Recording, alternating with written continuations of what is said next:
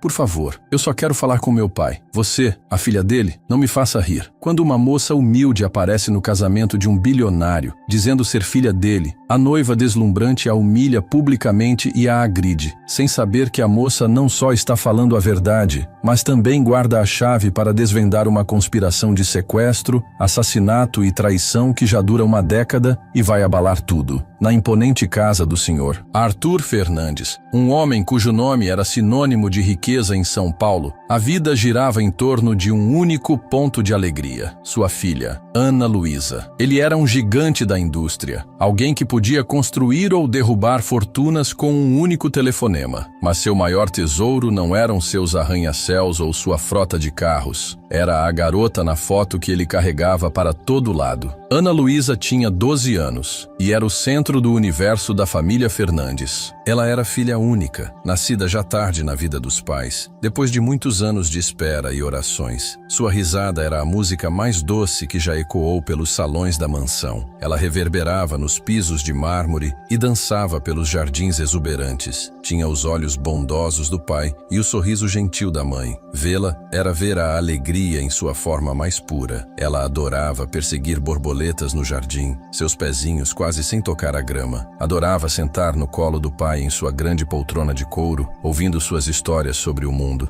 Mais do que tudo, amava os abraços da mãe, que pareciam envolvê-la no cobertor mais seguro e aconchegante que se podia imaginar. A vida de Ana Luísa era perfeita. E então, numa tarde de terça-feira, o sol se apagou. Era um dia como qualquer outro. Ana Luísa havia terminado suas aulas com seu tutor particular e foi brincar no jardim, como sempre fazia. Sua mãe, observando da varanda, sorriu ao vê-la perseguir uma borboleta azul vibrante perto dos grandes portões brancos da propriedade. Ela se virou por um momento para atender a um telefonema. Quando olhou de volta, o jardim estava vazio. A borboleta se foi, e Ana Luísa também. O pânico, frio e agudo, tomou conta de seu coração. Ela chamou o nome de Ana Luísa. A única resposta foi o farfalhar das folhas na brisa. O que se seguiu foi um borrão de caos frenético e de partir o coração. O senhor Arthur voltou correndo para casa, sua postura imponente desmoronando no momento em que viu o rosto aterrorizado de sua esposa. A polícia foi chamada. Detetives particulares, os melhores do país, foram contratados. A notícia se espalhou como um incêndio, primeiro pela cidade, depois por todo o país. Filha de bilionário desaparece. As manchetes estavam por toda parte. Eles não pouparam despesas. Colocaram o rosto sorridente de Ana Luísa em outdoors, em telas de televisão, em jornais. Ofereceram uma recompensa tão grande que poderia transformar um homem pobre em rei da noite para o dia. Seguiram todas as pistas, por menores ou mais estranhas que fossem. Entrevistaram todos os funcionários, todos os amigos, todos os parentes distantes. Chegaram a usar canais internacionais, na esperança de encontrar um vestígio dela além das fronteiras do Brasil. Mas era como se Ana Luísa tivesse sido engolida pela terra. A trilha estava mais fria que uma pedra no fundo do oceano. Dias se transformaram em semanas, semanas em meses e meses em anos. A esperança que um dia ardera tão intensamente começou a vacilar, diminuindo a cada pôr do sol que não trazia sua filha para casa. Depois de 3 longos e agonizantes anos, eles tomaram uma decisão que parecia uma traição aos próprios corações. Fizeram um enterro simbólico. Foi um evento discreto, com a presença apenas de familiares e amigos próximos. Enterraram um caixão vazio no jazigo da família. Uma última e dolorosa admissão de que sua filhinha havia partido. Era uma forma de encontrar um fechamento, disseram a eles. Mas para a mãe de Ana Luísa, foi o começo do fim. O enterro simbólico não trouxe fechamento. Para a mãe de Ana Luísa, foi como enterrar uma parte de sua própria alma. A luz em seus olhos, que havia diminuído ao longo dos anos, finalmente se apagou por completo. Ela esperara tanto por um filho, e ter sua filha roubada foi uma crueldade que seu espírito não conseguiu suportar. Ela começou a definhar, começou devagar, parou de comer, depois parou de falar. Passava os dias no antigo quarto de Ana Luísa, segurando um pequeno e surrado ursinho de pelúcia, com os olhos fixos num mundo que só ela conseguia ver. Ela estava ali, mas também estava em outro lugar, perdida num labirinto de dor do qual não havia saída. O senhor Arthur observava, impotente, enquanto o amor de sua vida escapava estava entre seus dedos. Ele chamou os melhores médicos, os especialistas mais renomados. Deram-lhe remédios e terapias, mas não conseguiam curar um coração partido. Seu corpo, enfraquecido pela tristeza, começou a falhar. Não muito depois do enterro, ela morreu pacificamente enquanto dormia. A causa oficial da morte foi listada como complicações de depressão severa, mas todos que a conheciam sabiam a verdade. Ela havia morrido de um coração partido. Simplesmente se permitiu seguir sua filha para a escuridão silenciosa. Agora, o Sr. Arthur estava realmente sozinho. As duas luzes de sua vida haviam se apagado. A grande mansão, antes um lar cheio de risadas e amor, tornou-se um monte de memórias. O silêncio era ensurdecedor. Ecoava nos corredores vazios, no jardim intocado, nas câmaras vazias de seu próprio coração. Ele se isolou do mundo. Parou de ir ao escritório, delegando seu vasto império empresarial a seus assessores de confiança. Recusou todos os convites, rejeitou todos os visitantes. O gigante da indústria tornou-se um recluso, um fantasma assombrando os corredores de sua própria gaiola dourada. Ele ficava horas em seu escritório, olhando para um retrato de sua esposa e filha, o silêncio sendo sua única companhia. O mundo lá fora seguia em frente, mas dentro das paredes da propriedade dos Fernandes, o tempo parou, congelado no dia em que a alegria se foi. Anos se passaram. As arestas afiadas da dor do Sr. Arthur lentamente começaram a se suavizar, desgastadas pela maré implacável do tempo. A dor ainda estava lá, uma dor constante e surda em seu peito, mas não o consumia mais por completo. Ele era um homem vivendo nas sombras, mas uma pequena parte dele, enterrada bem fundo, ainda ansiava pela luz. E então a luz entrou em sua vida. O nome dela era Regina. Ela lhe foi apresentada em um evento de caridade ao qual ele havia sido relutantemente persuadido a comparecer. Regina era tudo o que sua falecida esposa não era. Onde sua esposa havia sido gentil e serena, Regina era vibrante e cheia de fogo. Ela era incrivelmente bonita, com olhos inteligentes e um sorriso que poderia desarmar exércitos. Ela era elegante, sofisticada e se portava com uma confiança inabalável. Ela o abordou não com pena, mas com uma franqueza revigorante. Conversou com ele sobre arte, sobre política, sobre o futuro. Não mencionou sua perda, não andou sobre ovos em torno de sua tristeza. Ela o tratou não como uma figura trágica, mas como um homem. Pela primeira vez em anos, o Sr. Arthur sentiu um lampejo de algo diferente de dor, uma faísca de interesse. Regina era ambiciosa e incrivelmente persuasiva. Ela via o bilionário abatido não como um homem a ser lamentado, mas como uma montanha a ser conquistada. Ela começou a encontrar seu caminho em seu círculo íntimo, tão bem guardado. Ela arranjava para estar nos mesmos clubes exclusivos, nas mesmas exibições privadas. Era persistente, mas nunca insistente, uma mestra do charme calculado. Lenta e cuidadosamente, ela começou a preencher o silêncio em sua vida. Ela lhe trazia livros que achava que ele gostaria. Ela o envolvia em debates animados que o faziam sentir-se vivo novamente. Ela não tentava substituir sua esposa. Em vez disso, ela abriu um novo espaço para si mesma em seu mundo. A companhia floresceu, e das cinzas dessa companhia, um romance frágil começou a crescer. Ela trouxe uma semelhança de vida de volta à velha mansão. Ela não era sua esposa e não era Ana Luísa, mas era algo, era uma presença, um calor, uma distração dos fantasmas do passado. Depois de 3 anos de um namoro cuidadoso, o Sr. Arthur fez algo que ele nunca pensou que faria novamente. Ele a pediu em casamento. Ele estava mais velho, mais cansado e ainda ferido, mas Regina conseguiu convencê-lo de que ele merecia uma segunda chance de ser feliz. O casamento estava planejado para ser o evento do ano em São Paulo. Seria uma cerimônia grandiosa e opulenta realizada no exclusivo Resort Palmeiras, um testemunho do fato de que Arthur Fernandes estava finalmente voltando à luz. Os convites foram enviados, o melhor champanhe foi pedido e a alta sociedade de São Paulo burburinhava de expectativa. Todos estavam prontos para celebrar o retorno do rei, mas eles estavam celebrando uma história cujo capítulo mais importante ainda não havia sido escrito. Longe do mundo cintilante de bilionários e casamentos luxuosos, em um canto empoeirado e esquecido do país, uma garota lutava para sobreviver. Ela tinha 18 anos, mas seus olhos mostravam o cansaço de uma vida inteira. Seu nome era Ana Luísa. Ela não havia morrido.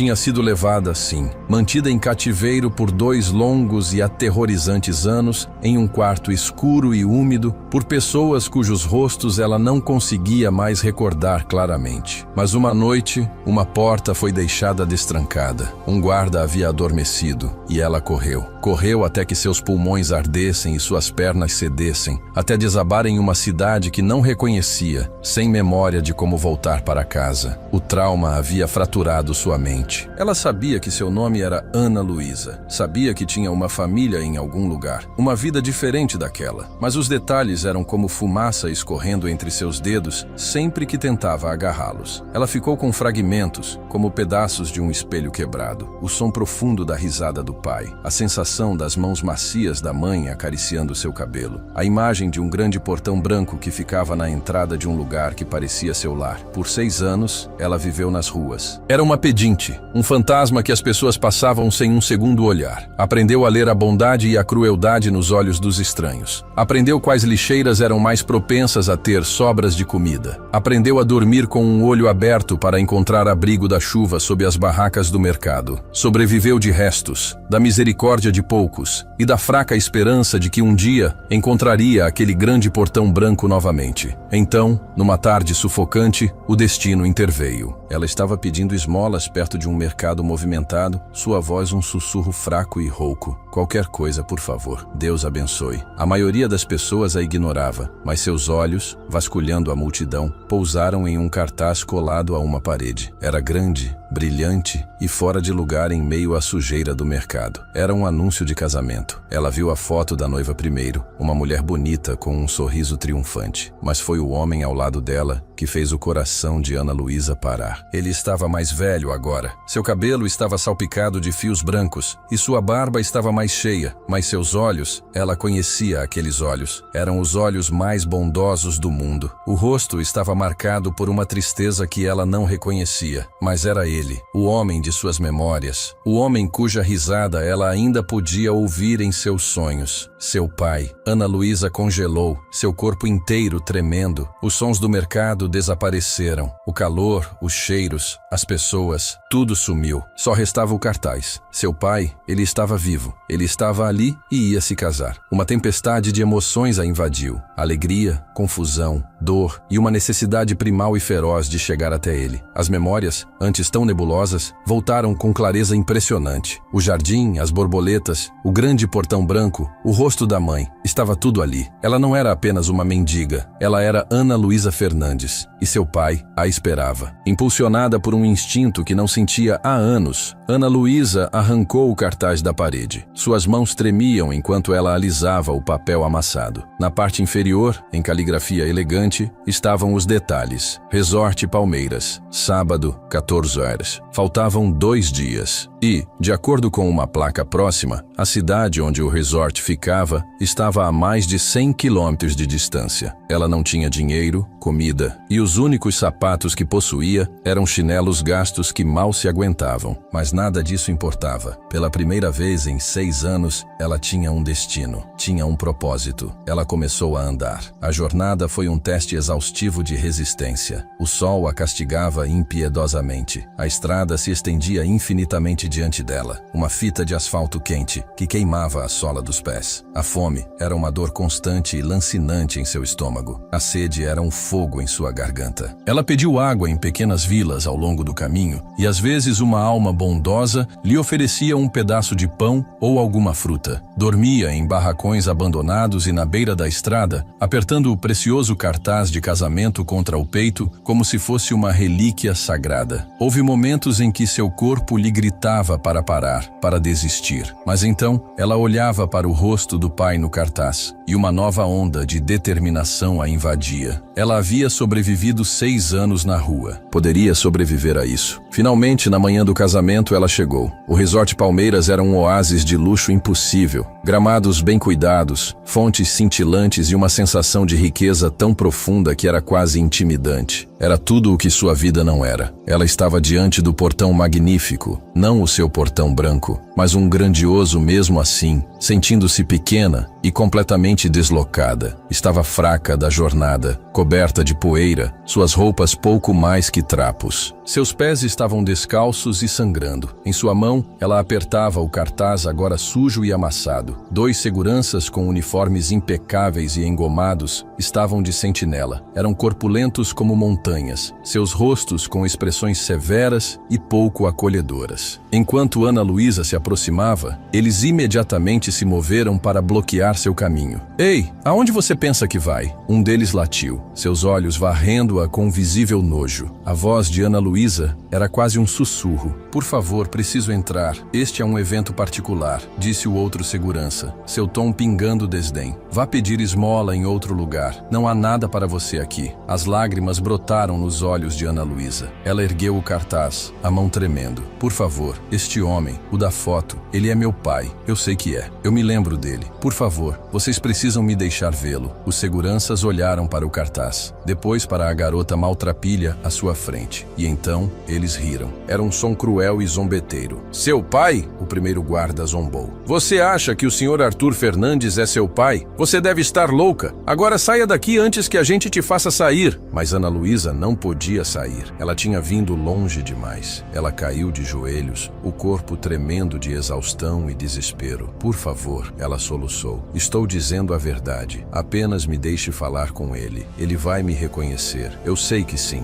A comoção estava começando a atrair atenção. Convidados em carros caros diminuíam a velocidade para olhar a cena patética no portão. E foi então que uma figura de pura elegância e fúria emergiu do resort. Era a noiva, Regina, uma visão em um vestido de grife branco que devia ter custado uma fortuna. Estava cercada por uma pequena comitiva de admiradores. Ela estava a caminho da grande entrada para cumprimentar alguns convidados importantes quando notou a perturbação no portão. Seu rosto perfeitamente esculpido, que havia estado radiante de triunfo, torceu-se em uma máscara de raiva. Ela se aproximou, seus saltos estalando furiosamente na entrada pavimentada. Os convidados e seus amigos a seguiram, ansiosos para ver o drama se desenrolar. "O que é isso?" ela gritou, sua voz afiada o suficiente para cortar vidro. "O que está acontecendo aqui? Quem deixou essa coisa perto do meu casamento?" Seus olhos, frios e impiedosos, pousaram na garota chorando no chão. Ana Luísa olhou para cima, sua visão embaçada pelas lágrimas, e viu a linda mulher do cartaz pairando sobre ela. Convocando as últimas forças, Ana Luísa tentou explicar. "Por favor, não estou aqui para causar problemas. Eu o conheço. O homem com quem você vai se casar. Eu só quero ver meu pai." Antes que ela pudesse terminar, Regina arrancou o cartaz amassado de sua mão. Ela olhou para ele com desprezo e então cuspiu no chão perigosamente perto dos pés descalços de Ana Luísa. "Seu pai!" A risada de Regina era ainda mais cruel que a dos seguranças. "Você acha que pode simplesmente sair do esgoto e tentar enganar seu caminho para o casamento de um bilionário? Você é lixo. Você me ouve? Puro lixo." O veneno em sua voz era chocante. Os convidados murmuraram entre si, uma mistura de fascínio e desconforto em seus rostos. Ana Luísa estremeceu como se tivesse sido atingida. Regina, no entanto, estava apenas começando. Ela queria dar um exemplo dessa pivete que havia ousado manchar seu dia perfeito. Ela se virou para os 2 seguranças, seus olhos faiscando com um fogo aterrorizante. "O que vocês estão esperando?" ela ordenou. "Eu quero que ela vá embora. Despachem-na. Batam nela. Arrastem-na para fora daqui como a cachorra de rua que ela é." Por um momento, até os seguranças endurecidos hesitaram. Isso era extremo, mesmo para eles. Mas um olhar para o rosto furioso de Regina lhes disse que ela não seria desobedecida. Antes que Ana Luísa pudesse sequer processar a ordem, antes que pudesse se levantar e correr, os seguranças a agarraram. Um a segurou pelos cabelos, puxando sua cabeça para trás. O outro começou a rasgar suas roupas já esfarrapadas. O tecido fino se rasgou facilmente, expondo seu corpo frágil e desnutrido. Ana Luísa gritou, um som cru e primal de terror e dor. "Não, por favor, parem. Alguém me ajude." Os seguranças começaram a bater nela. Deram tapas em seu rosto, chutes em seus lados. Ela se encolheu no chão, tentando se proteger, mas os golpes continuavam. Convidados assistiam, seus rostos uma mistura de horror e curiosidade mórbida. Celulares eram discretamente sacados, câmeras gravando o espetáculo brutal, mas ninguém se moveu para intervir. Ninguém ousava contrariar a poderosa poderosa noiva em seu dia de casamento. O mundo era um turbilhão de dor e humilhação. A esperança de Ana Luísa, que a havia levado tão longe, estava sendo arrancada dela a cada golpe. Ela ia morrer ali, nos portões da nova vida de seu pai, descartada como um pedaço de lixo. E então, através do véu de dor, uma voz cortou o ar, clara e imperiosa. Parem, nem mais um golpe. A voz pertencia a uma mulher que se movia com uma autoridade que instantaneamente impunha respeito. Ela era alta, elegante e vestia um terno chique e discreto que falava de um tipo diferente de poder. Não o poder chamativo e desesperado de Regina, mas uma força profunda e confiante. Esta era Eloá, a enteada do Sr. Arthur do casamento anterior de sua primeira esposa. Embora não fosse sua filha biológica, ele a havia criado como se fosse sua. Agora uma bilionária formidável por si só, Eloá era conhecida por sua inteligência afiada, sua compostura e seu inabalável senso de justiça. Ela havia chegado bem a tempo de testemunhar a cena horripilante. Ela abriu caminho entre a multidão de curiosos, seu rosto uma máscara de fúria fria. Eu disse: parem! Os seguranças, assustados com seu tom,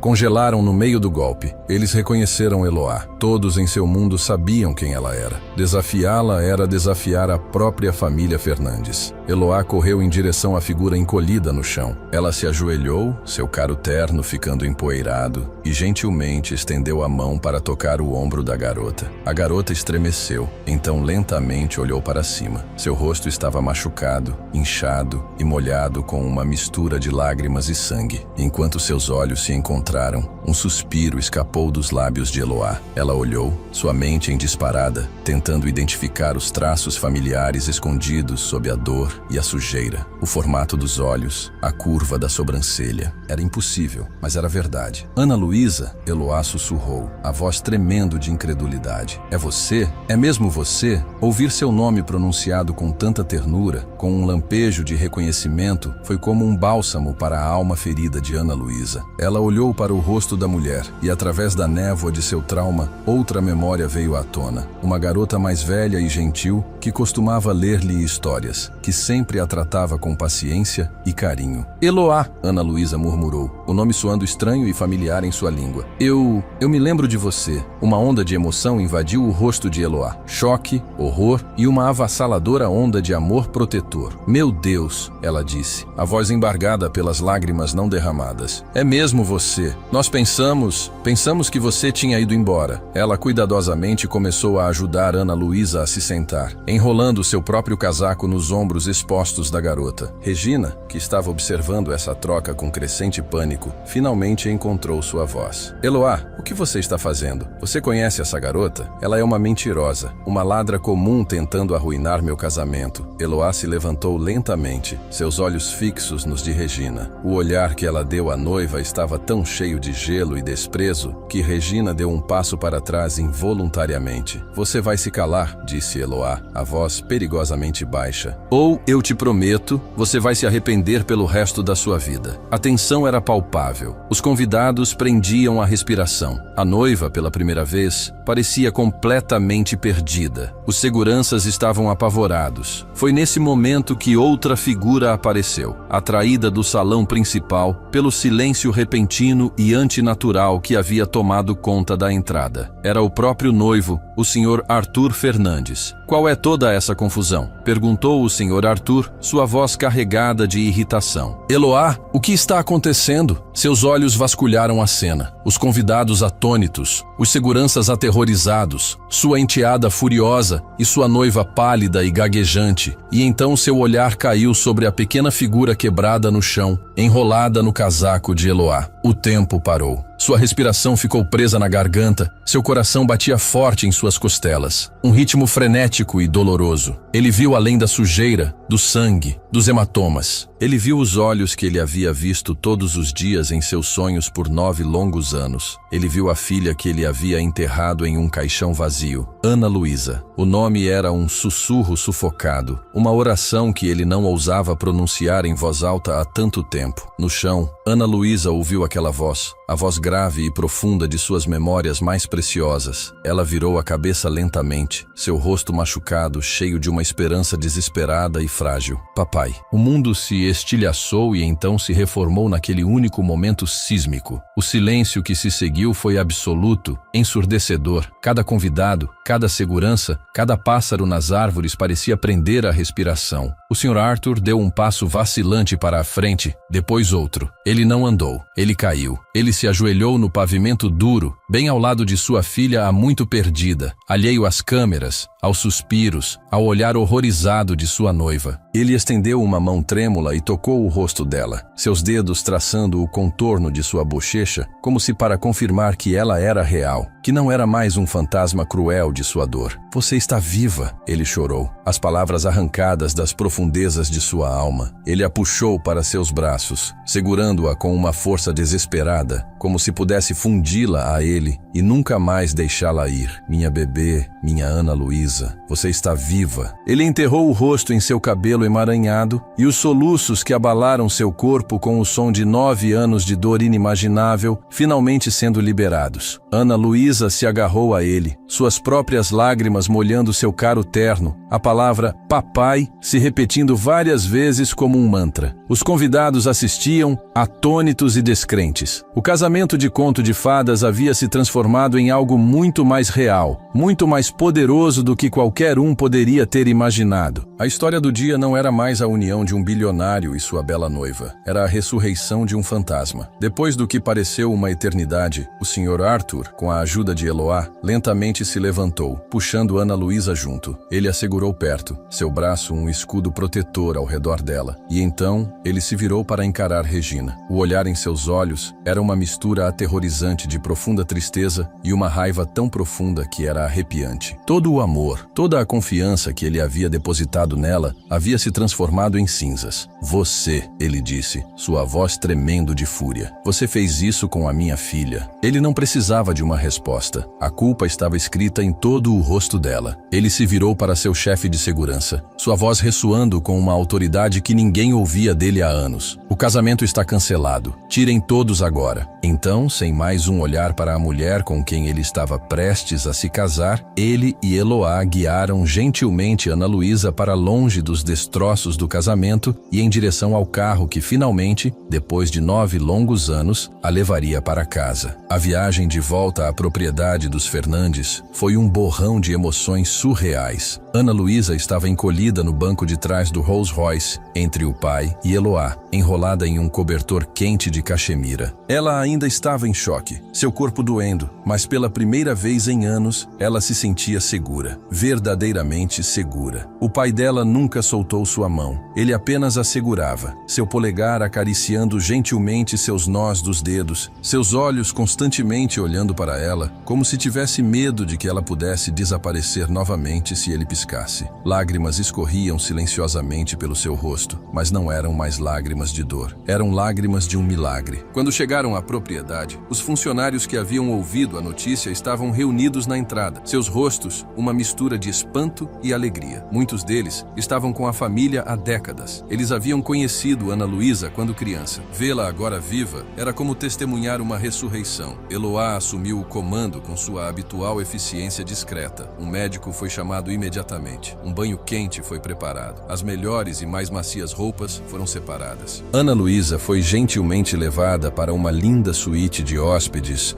onde foi limpa. Seus ferimentos foram tratados e ela recebeu uma refeição quente e nutritiva. Ela comeu lentamente, como se seu corpo tivesse esquecido como aceitar comida adequada.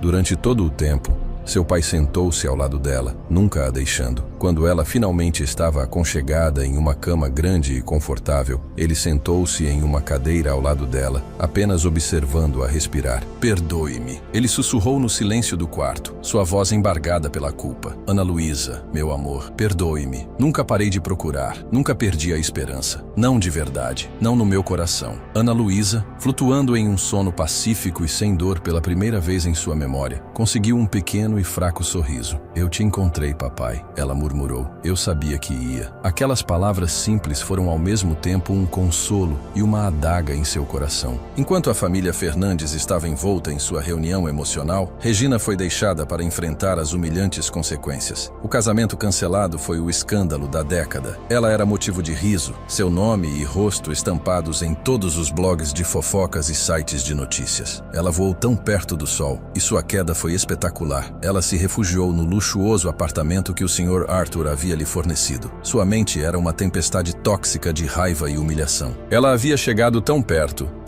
de garantir a vida que acreditava merecer. E tudo havia sido arruinado por uma rata de rua imunda que havia saído do passado. Mas Regina não era do tipo que aceitava a derrota. Ela era uma sobrevivente, uma manipuladora. Sua dor rapidamente se transformou em um desejo ardente de vingança. Ela ligou para sua amiga mais próxima, Bruna, uma mulher tão ambiciosa e moralmente falida quanto ela. Ela me arruinou. Regina sibilou no telefone, andando pelo apartamento como um animal enjaulado. Aquela pirralha arruinou tudo, mas isso não acabou. Eu a destruirei. Farei com que todos acreditem que ela é uma mentirosa e uma fraude. Farei com que ele a odeie. O plano foi tramado no coração sombrio de sua fúria. Se ela não pudesse ter a fortuna dos Fernandes, ela incendiaria todo o reino. A vingança de Regina foi rápida e cruel. Ela sabia que não podia atacar o senhor Arthur diretamente, então mirou seu veneno no alvo mais vulnerável, Ana Luísa. Com a ajuda de Bruna, ela elaborou um plano para destruir a credibilidade de Ana Luísa e pintá-la como uma artista de golpe manipuladora. Elas pagaram a um jornalista inescrupuloso e sem sorte uma quantia considerável de dinheiro. Suas instruções eram simples: criar um escândalo. O jornalista, que não tinha escrúpulos em fabricar histórias por dinheiro, começou a trabalhar. Em 2 dias, uma nova história circulou na internet e se espalhou como um vírus. O ponto central da campanha de difamação era um vídeo granulado, filmado secretamente. Ele parecia mostrar Ana Luísa desarrumada em um encontro clandestino com um homem muito mais velho e de aparência rica no lobby de um hotel. O artigo que o acompanhava estava cheio de insinuações picantes. Sugeria que Ana Luísa era uma garota de programa conhecida que caçava homens ricos e que essa reunião com o pai era seu golpe mais audacioso até então. Insinuava que ela e o homem no vídeo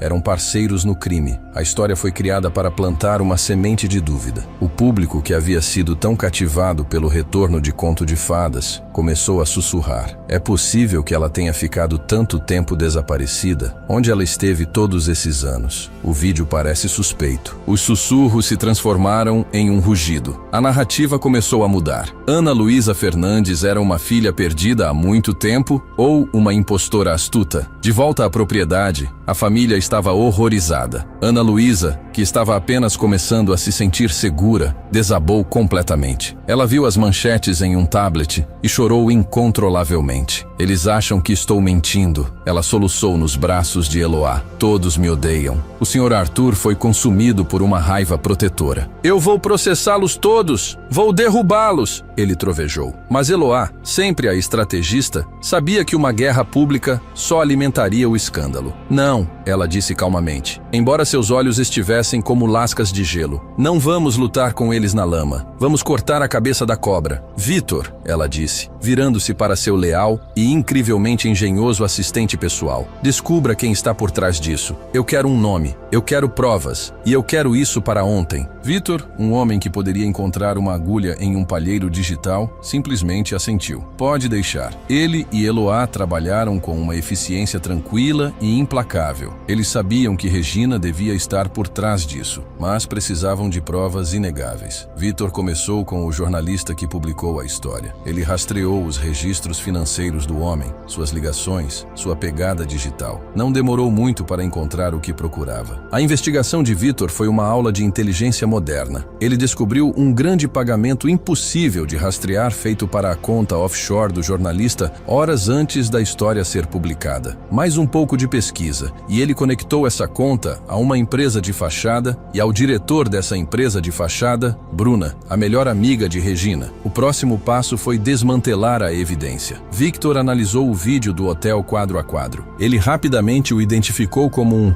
Deepfake, uma falsificação inteligente, mas falha. A iluminação era inconsistente, as sombras estavam erradas, e um flicker de artefatos digitais ao redor do rosto de Amara o denunciou. O homem no vídeo era um corretor de ações sem conexão com Amara, e a filmagem original era de uma conferência pública que ele havia participado meses atrás. Mas eles precisavam de mais do que apenas prova técnica. Eles precisavam de uma confissão. Victor localizou o jornalista escondido em um hotel barato e fez uma visita. Ele não fez ameaças. Ele simplesmente apresentou as evidências na mesa. Os extratos bancários, os registros telefônicos, a prova do vídeo forjado. É o seguinte, disse Victor, seu tom calmo e profissional. Você pode enfrentar acusações de fraude, difamação e conspiração, o que o levará à prisão por muito tempo. Ou pode nos contar tudo, assinar uma confissão completa e cooperar conosco. Regina e Brenda não o protegerão. Nós o faremos. O jornalista, vendo seu mundo desmoronar, desabou imediatamente. Ele confessou tudo, detalhando como Regina e Bruna o haviam abordado, pago e fornecido o vídeo adulterado. Com a confissão assinada e a evidência irrefutável em mãos, Eloá agiu. Ela não vazou a informação para a imprensa. Ela convocou uma coletiva de imprensa. De pé diante de uma sala lotada de repórteres, Eloá era a imagem do poder calmo e controlado. Ela não levantou a voz. Ela simplesmente apresentou os fatos um após o outro com precisão arrepiante. Ela mostrou os registros bancários. Ela reproduziu a análise de especialistas, desmascarando o vídeo. E então, ela reproduziu uma gravação da confissão do jornalista. A sala ficou em silêncio. Então, irrompeu em um frenesi de flashes de câmera e perguntas gritadas. Isso não foi um erro, Eloá concluiu, sua voz ressoando com autoridade. Este foi um ataque malicioso e calculado a uma jovem que já suportou mais sofrimento do que qualquer um de nós pode imaginar. Foi orquestrado por duas pessoas, Bruna Alencar e a mulher que quase se tornou membro desta família, Regina Belém. As ações legais cabíveis já estão em andamento. A família Fernandes não fará mais nenhum comentário. Pedimos apenas que deem a Ana Luísa a privacidade e a paz de que ela precisa para se curar. A história explodiu. O nome de Regina agora era sinônimo de pura maldade. Sua imagem pública não foi apenas manchada, foi obliterada. Ela estava desgraçada, exposta e completamente derrotada. Parecia que o pesadelo finalmente havia chegado ao fim, mas o segredo mais sombrio ainda estava para ser revelado. A notícia da queda pública de Regina enviou ondas de choque pela cidade, mas para uma pessoa foi um tremor que ameaçava desabar seu próprio mundo. Em um apartamento pequeno e abafado,